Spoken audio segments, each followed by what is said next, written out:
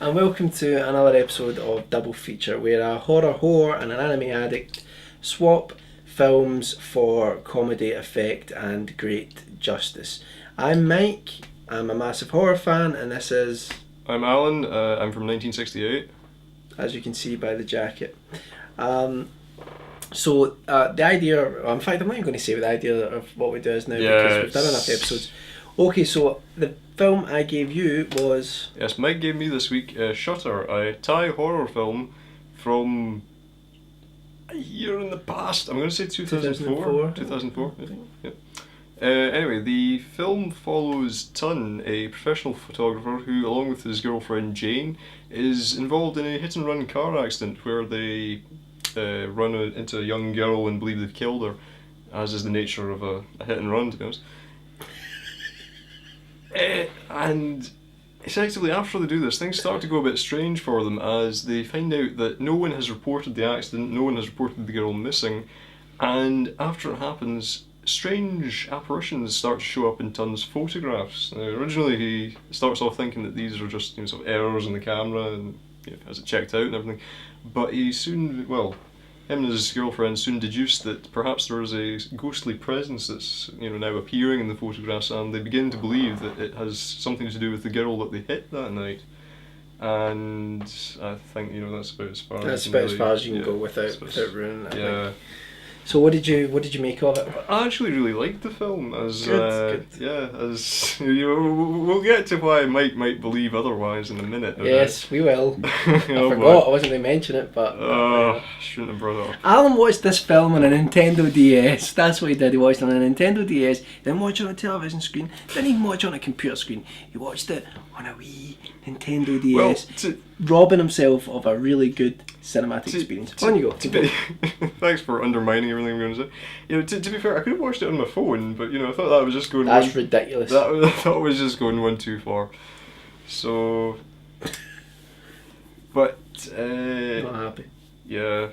Have I really broken? No, not at all. I was worried that if you watched something like that on a small screen, that the effect of it would be sort of taken away. Yeah. To a degree. Although in saying that, I watched like 2 seasons of Lost on my iPod, so and I totally enjoyed them. So it didn't affect. But sorry, Callum, the cameraman, just made a bizarre noise. Say sorry, Callum. Sorry. But I just remembered what I was going to tell you earlier on before you interrupted me. I'll tell you later on, carry on. Okay, thank you. That's getting left in, by the way. Yeah. I really did enjoy the film. I mean, as I was saying, I felt like it was kind of I feel like I kind of have this preconceived notion almost of what like sort of East Asian horror film should be. That you kind of go into these sort of films kind of expecting something along the lines of The Ring or Ju-on the Grudge, that sort of filmmaking. Well, I said before, as like part of that. Yeah, it is definitely kind of influenced by that sort of style of thing, because this is sort of around the same time that I believe those films were first kind of getting popular in the kind of international market, and as I say, I think the first sort of third or so of the film does sort of lead you to believe that it's almost going to be sort of ordinary kind of B movie, and that you've got the sort of scenes where the sort of college reunion at the beginning for Tun and his buddies, and you've got the car crash as well, which seemed like sort of standard kind of Hollywood B movie fare in a way. And I think after that though, it does start to you do start to get the feeling that it's going to become something else. I think it becomes this sort of really kind of melancholy kind of sort of atmospheric little ghost story, really. It isn't. There are the sort of traditional jump scares in it, but I feel that it's but I feel that it is kind of doing something a bit different from that at the same time. That it does offer you more kind of real feelings of regret and as I say, sort of this melancholic sadness to the film, which I think really gives it something. Yeah. I thought it was very well acted as well. The two leads that as best as you can tell when you're watching a foreign language film. Yeah, as best as you can tell when it's not. Because that's true. It's difficult to tell sometimes, but it does seem to be very well acted. Yeah, I mean, what I thought, watching it was that it's the sort of thing that easily the two leads could have been going into sort of fits of histrionics. The slightest thing. You do kind of expect that from watching a lot of Hollywood horror films are like that. But it's a very restrained performance from everyone involved, I think, and I think the film is better for that. It gives it a sort of classy kind of feel to it. I think there's more of an acceptance that I don't know if it's a cultural thing or not, but there's more of an acceptance that perhaps the supernatural does exist. So it's not as much of a huge revelation to their lives as maybe someone in the West if something like that happened to them. Because I was quite surprised that no one had attempted to remake this. They in did. A way. Did they actually? We made it in 2008, I think. Was it? It's called Shutter. Is it in English? Because I thought I saw. It's in English, aye. Yeah, they remade it. Yeah, because it's also called Shutter, which is an English word. But no, I kind of got the feeling that it had been remade in Spanish, or am I just kind of... You're not thinking of Wreck? Because it's a camera motif? Maybe. Okay, that's a camcorder horror film, it's not really... I'm sort of vaguely au fait with Wreck. Have you seen any of the remake version of Shutter, though? I've not seen the remake, but I've heard it's really poor. Although I did see some people review it and say they actually quite liked it, but I'm glad that I didn't watch it, because I watched the original. I watched Ringu, the original Ring, after I watched it. I don't know why is Callum laughing? I don't know why. Right. Just made me think of Pengu. Right. Okay. Right. This is becoming a triple feature now. And I watched. I watched Ringu first, and then no, I didn't. I watched Ringu second. I watched the original second. I watched the American version of The Ring first, and I really enjoyed both versions, but I think it did impact my enjoyment of the original to a degree.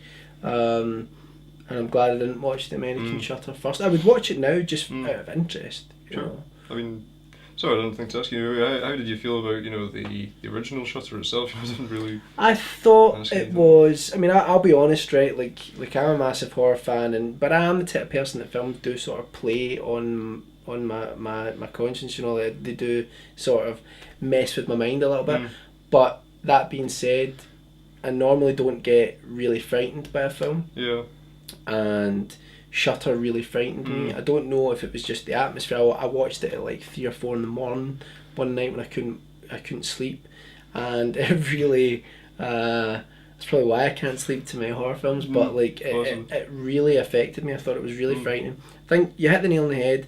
It does appear at first, and I think it was marketed as if it was like a sort of remake, or it's a sort of take on the idea of The Ring. Because and Ju-on the Grudge, because it does have the vengeful female spirit with the black hair, but to be fair, that's something that is ingrained in a lot of Eastern Asian countries. If you look at something like Kwai-Don, which was made in 1964, it's got that idea in it as well, with the women with the black hair. Is that the one in the reflection in the teacup, or? Yeah, that's got that. Yeah. That's part of it. But I actually, after watching it, yes, you got to admit it does borrow heavily from The Ring. It does borrow heavily from The Grudge, but it's actually, in my opinion, a more frightening film than both. Ju-on even Ju-on the Curse, which I love, which is the original Ju-on film. I think Shutter was more frightening. It's what I think it's possible. I mean, I've only watched it once. Yeah. I need to watch it again, but first impression was it was probably one of the scariest films I think I've seen, and it had the jump out scares, but it had it had a melancholy atmosphere to it. It was quite oppressive. I think reading about it, there have been several remakes. I think there have been. In fact, I think there may even have been an additional remake in Thailand. Well, I have a feeling there was a sequel to it. Also made in Thailand. I have a feeling there was one just called Shutter 2. There may have been, but I'm sure I read that it had been remade in India. It had been remade in a whole sort of a whole bunch of places. But I thought it was really frightening. Yep. I thought it was really effective and brilliantly acted, as far as I could tell, and totally like a must-watch horror film for me. Out of all the Asian horror films that I've been sort of introducing myself to recently, it's by far the most frightening, and it has a twist at the end. Not a twist. It has a punchline. It's a reveal that I think some people would laugh if they saw it. Yeah, I remember you saying that. But I think other people like myself would find it a really, really, really, really creepy proposition. You know. So like, what did you think of the review? Well, again, I think I was maybe a little bit sort of prepared for it because you'd mentioned that to me beforehand. So maybe I'm ruining it for some people saying there is a reveal of something, yeah. so you're going to be looking out for it, which is I didn't, and it was like, when I watched it, my reaction was fuck. That was my reaction. Excuse my French, but that was my reaction. Yeah, no, I think again, I appreciated the ending of it. I think that was the right way to end it. I thought that was quite it does really quite unsettle you to see the way that they finished the film up. It really is, you know, it does stay with you, I think. Yeah, definitely. So I think both of us would then say that, you know... Yeah, no, I enjoyed the film a lot more. You know, I mean, not to say that you're intentionally picking me bad films or anything, but I enjoyed the film a lot more than I was expecting to. I think the beginning of the film did lead me to expect it was going to be a certain way, but I enjoyed it much more than I was expecting from that. Well, I think, let's say, I would say definitely watch it. Shutter is a really great film. So let's move on. Actually, just before we do... Okay, let's not move on then. Jesus. I've broken everything, I've ruined it. No, I was just going to add that I think the most... Sorry, I thought I was going to be in the shot. I think the most sort of Hollywood kind of thing that I could... sort of closest thing I could compare it to in sort of Hollywood cinema, I think without giving anything away, would be the Mothman prophecies, actually. I thought that was kind of... That's really interesting. That was what the film kind of made me think of when I was watching it. It was just... it just had that sort of... atmosphere. The same sort of heavy kind of sort of stagnant kind of atmosphere. It's a sense of impending doom, and I think just when you've mentioned that, I think that's a great analogy, because I think the two films are actually really similar in the vibe that they have. A Mothman Prophecy is another one that I think's a notoriously underrated film. I think it's really great. Yeah. Anyway, so definitely watch it, and let's move on to the second film. We should totally flip we should have like a little thing like in Transformers, you know, when the Autobot symbol like rotates around and then that's it, and then it becomes a Decepticon symbol. Yes. Sorry.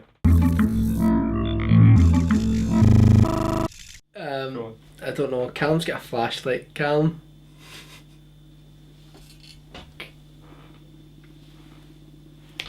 Oh dear. Oh. Anyway, the second film was No, stop it. We don't need. We're going to end up having a Christian Bale thing when I'm like that. Stop fucking with the lights. Just fuck now. Anyway, right. So, the second film that the film that you gave me, it's not really a film. It's a straight to DVD OAV. It's from the 80s, so straight to video, right? OAV. Video market, whatever, right? And I'm going to really hurt a lot of people when I just said whatever, because I think that's a big thing to a lot of people, isn't it? Anyway, so and it was Armored Trooper Votoms, right? Yeah, Roots of Ambition. Roots of Ambition. And I don't know anything about it. As far as I'm aware, it's a prequel to... Yes, it's a prequel to a longer TV series. A TV series, right. And it's only like an hour long. In fact, maybe slightly less than an hour. And it's... I have no idea what happened. I have no idea what happened. I think this is what it was about, right? I think it was about setting a sort of futuristic world where you have groups of highly trained soldiers who are using sort of like mech suits, like mechanized robotic suits, to go and instill some sort of like almost like military dictatorship on the world. And what the film is about, it's about this general who is trying to develop the red.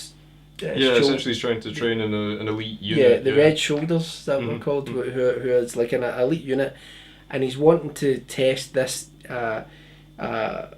this man who seems to be statistically like unbelievably lucky on the battlefield, and the idea is that he's actually. Can I stop you in case it's a spoiler? That's really good. That's a good point. Yeah.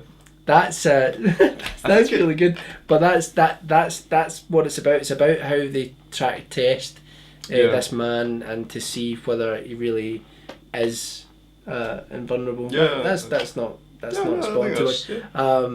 And I think just I'll chip in this point that it's like, to my mind it kind of plays into sort of classic war movie mythos. If you've seen like the Sam Fuller's The Big Red One, they say the kind of idea that there is this sort of like a platoon that has the devil's luck. They call them in that film. They call them the four horsemen. These soldiers that can kind of go around from war theatre to war theatre who miraculously survive. And to my mind, it sort of plays into that. Sorry, but I think it's the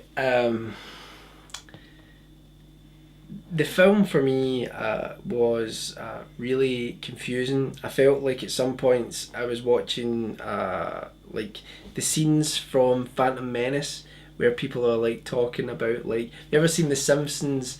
With mockery of what was it Simpsons or was it Family Guy?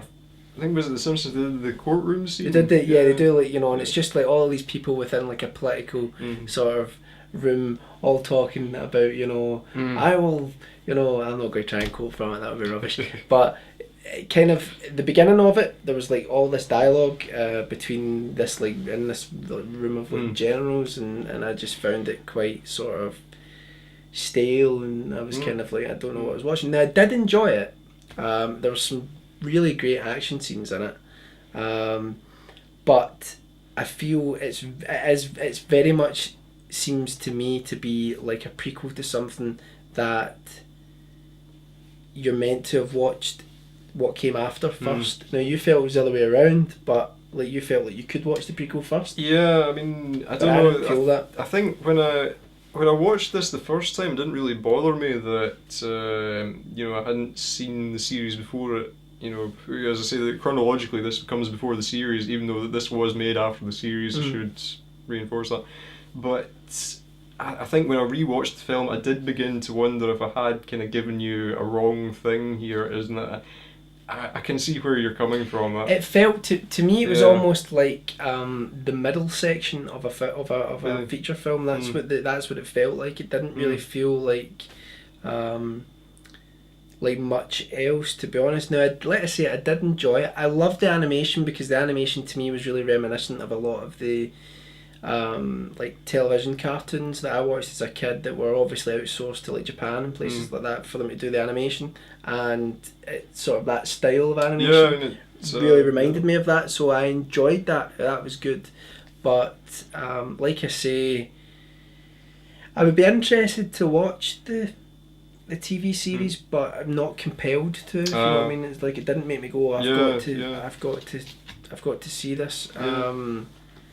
So I enjoyed it. It was okay, but like I say, it felt like it was really missing something, which I'm sure if you had been a fan of the TV series, you wouldn't have felt that it was missing.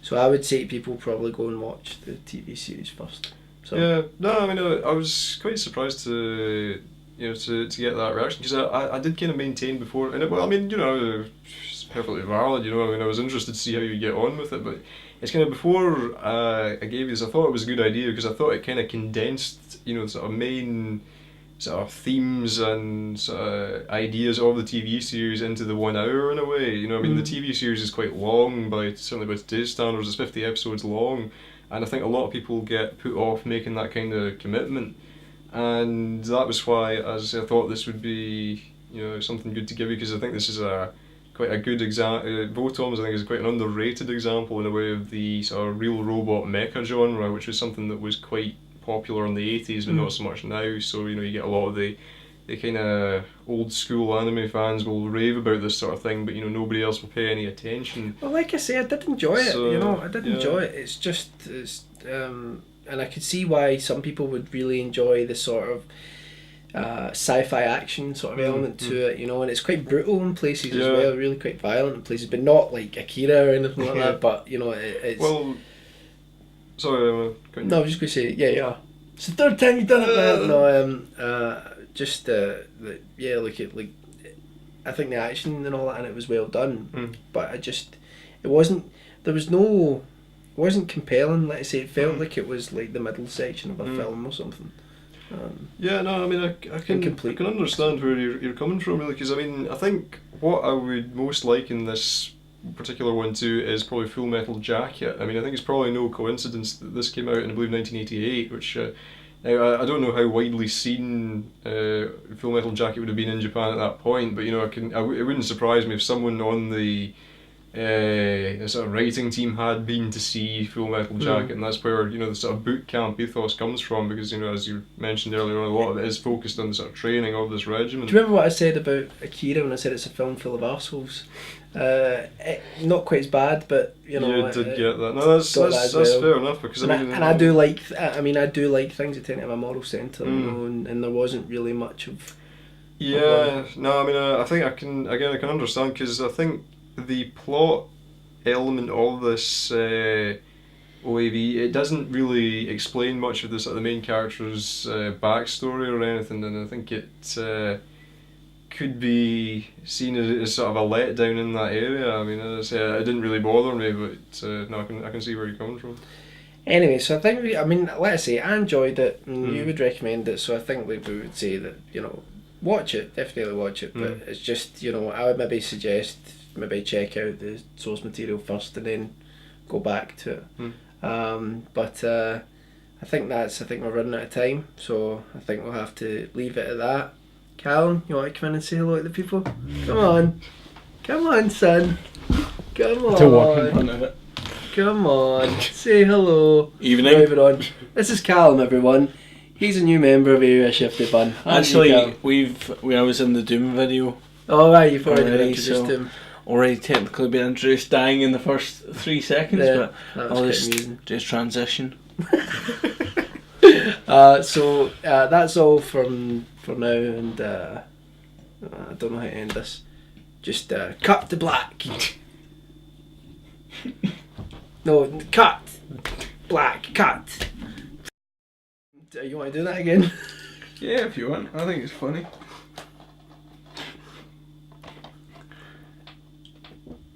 Tonight's double feature is brought to you by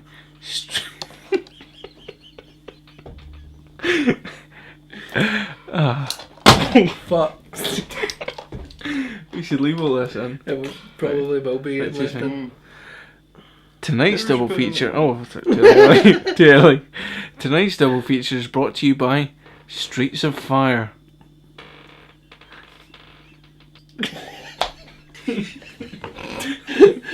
Go on.